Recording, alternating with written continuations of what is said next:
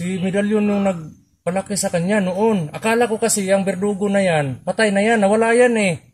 Hindi ko alam na siya pala yung pinalaki mo noon. Oo, pero sobrang galit niya sa akin dahil iniwanan ko nga dahil nga noon sa nangyari na 'di ba kinuha niyo ako at sumama ako sa inyo. Kaya yung bata parang galit na galit sa akin. Kaya doon pag nung nakuha namin inuunti-unti namin siyang sinabihan na gano'n yung nangyari. Hindi ko gustuhan yung iwanan siya. At doon ko rin nalaman na nung nasa kasagsagan kami ng pag-rescue sa akin, sa kanyang bibig mismo na mayroon pala siyang kuya. Oo, may nakakatandang kapatid. May nakakatandang kapatid pala siya mga kamaster. At saka yun, ngayon ko lang din nalaman mga kamaster na yung pangalan pala ay Dilubyo. Sa pangalan palayaw yan ni Medalyon. Yung Medalyon nagbigay ng palayaw niya. So sa pangalan pa lang parang kahindak-hindak na. Sobrang sobrang lakas siguro yung kapangyarihan ng baston nasa kanya. Yan ang hindi ko talaga inaasahan na may kuya pala si batang Berdugo. Pero parang matanda yan ng mga ilang taon sa kanya. Siguro kung kuya niya yan mas pa talaga ahid na ahid siya talaga sa kanya. Siguro parang mas matanda pa siguro sa akin, Bats. Yung kuya niya or kami-kami lang siguro na edad. Relax na muna, huwag mo pilitin yung kasi hindi pa umipik yung gamot. Di ba matagal ka na dito sa location niyo, Bats? So alam mo yung pasikot-sikot dito? Alam ko, Bats, alam ko. Pumunta na kami doon kanina sa isang kuta, wala sila doon. So ang daming presensya doon banda sa bahay ko dati. Kaya doon tayo yung target area natin ngayon. So yun mga kamaster, gagawin na lang natin dito. Hindi tayo pwedeng dumilog sa grupo nila dahil sila yung nakakalam. Sila yung nakakalam sa location na to. At saka siguro kung kailangan mas sa likuran na lang tayo o sa gilid dahil sila yung alalay lang tayo hanggat hindi pa natin nakikita kung saan dinala si Dudoy o si Bunso. Kaya ito talagang wala nang makapapigil sa amin dalawa. At nagkikita na kami, nagpapasalamat ako sa lahat ng mga solid ng natin dyan, supporter na nag-request na magkita kami ulit. At ito na yun. At walang higwaan nangyari. Siguro talagang malayo lang yung location nila at nagkataon lang na ito, mas kailangan na nila ng tulong. Kaya dumating kami. Kaya kahit masakit yung paa natin mga master, pipilitin natin na makatulong kay Bats. Lang din kadudoy. Dahil sila naman yung nakakalam dito sa location. Sila yung natin. Kumbaga hindi natin uunahan yung mga plano nila. Alalay lang tayo mga master.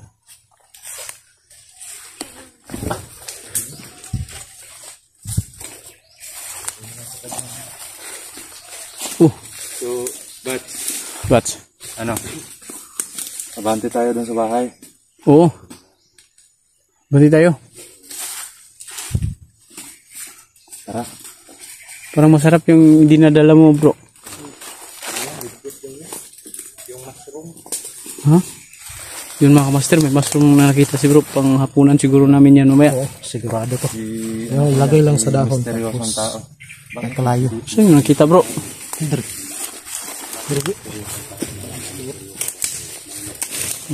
Bebe. Ano at bang niya?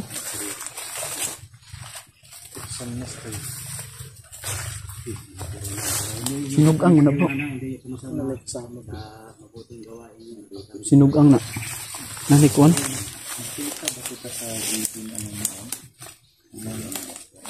Yung tinulungan mo si Kuya Bad, tinulungan mo. Kuya Bad. Nabaril si Bad sa mga... Yung sa ilog? Oo, ikaw talaga yun. Kasi yung presensya mo. Tama ka dito sa sa bukto niya. Dapat sa ikat. Yung binigyan ko ng yung anak ko na panluna sa tama niya. Maraming salamat kapag tulong mo kay Kuya Bad. At pati na rin kay Bad. Kaya pa? Kaya ba? Kaya pa? May nanap na ako. Ano yan? Yung nakuha niya. Kaya yun. Oo, masarap yun. Masarap kainin mo.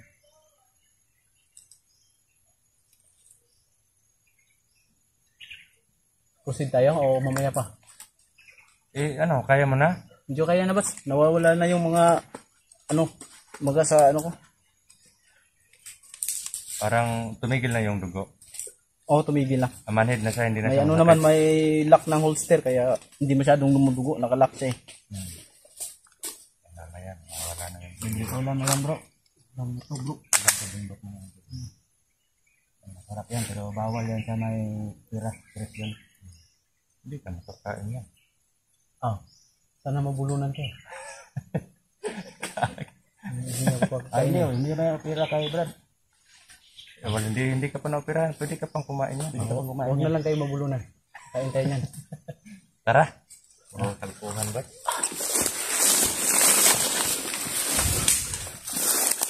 Hindi ka talaga magugutom sa gubat mga kamaster pag kilala mo itong mga pagkain na to dahil ito ay hindi to tinanim, kusang tumutubo lang to tulad ng pagmamahal niya sa akin. Ay.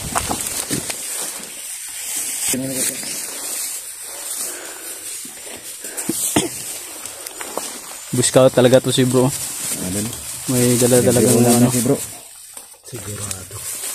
Siguro may ano man dyan bro, kung sa Bisaya pa ka ng tugbang ba? Bro, Tugbang niya. parang alam ko na plano mo. Kahit saan tayo magpunta, may ganyan kang dala. Sigurado bro. Kahit sa pistahan, meron din. Yun lang. Sigurado yan. Kung iniisip mo ba't iniisip mo na rin B1? Meron din ako dito eh. Sako.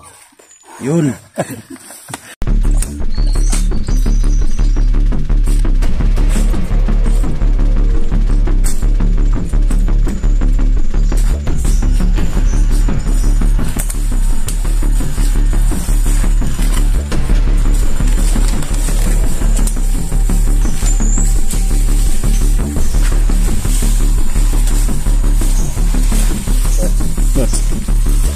Tayo dadaan. Dito. Wala na kami ba't kayo nakakaano dito sa location yun. So yun mga kamaster. Alalay lang po tayo.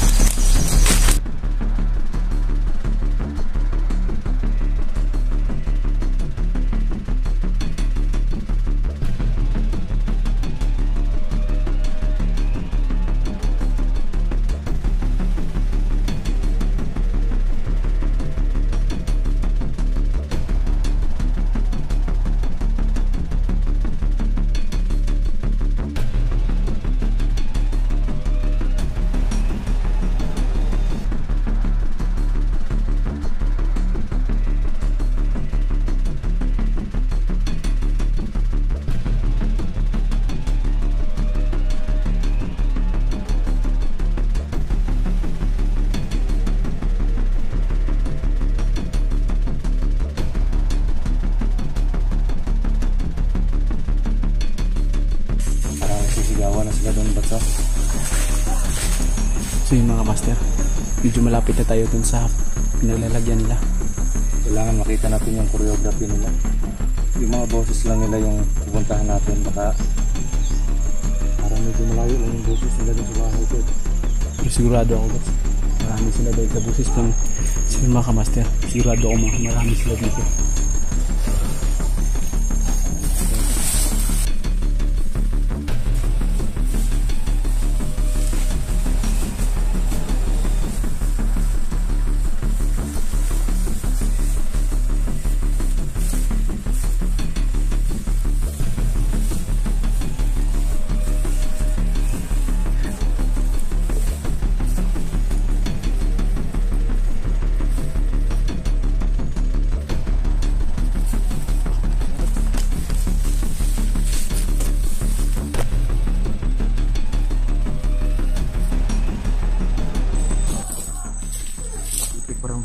Parang may binubugbog sila. Baka sila si Bunso yun.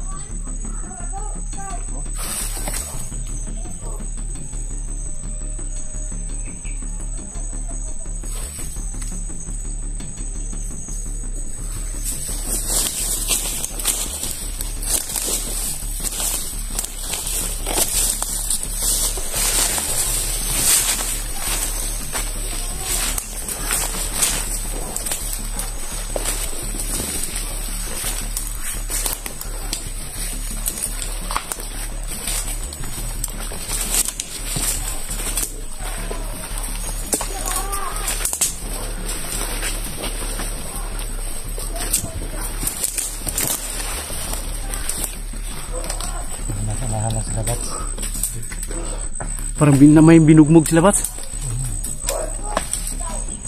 Putang. Kailangan pag nasa harapan na natin yan, relax tayo, huwag tayo magpadala sa emosyon natin. Okay, Bats. Kasi kailangan pa natin magplano paano natin pasukin yan. Siguro pag makakalapit na tayo konti, hindi tayo masyadong Huwag halata. oo. Booking na tayo na dito tayo sa malapit. So yun mga master, medyo may kalapitan na kami dun sa location ng mga kalaban. Kaya ito, nagmamasid muna kami para naman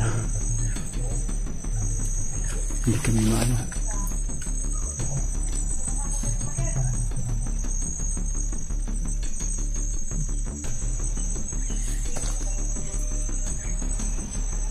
Pangin natin, Bats. Sige, Bats, ikaw bahala. Sunod lang kami.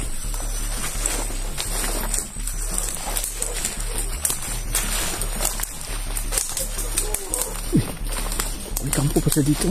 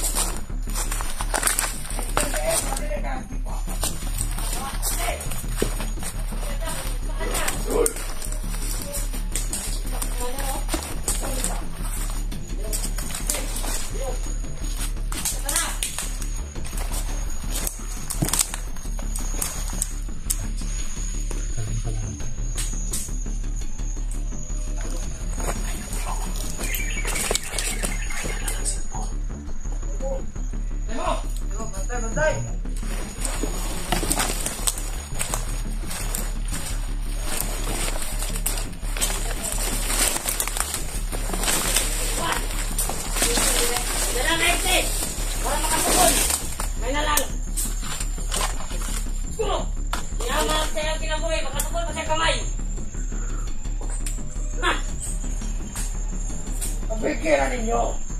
Yung kinakaso na niya kinabuhi! Ya, kaya ka? Ikaw pa dun! Isog ka dyan! Taka isog!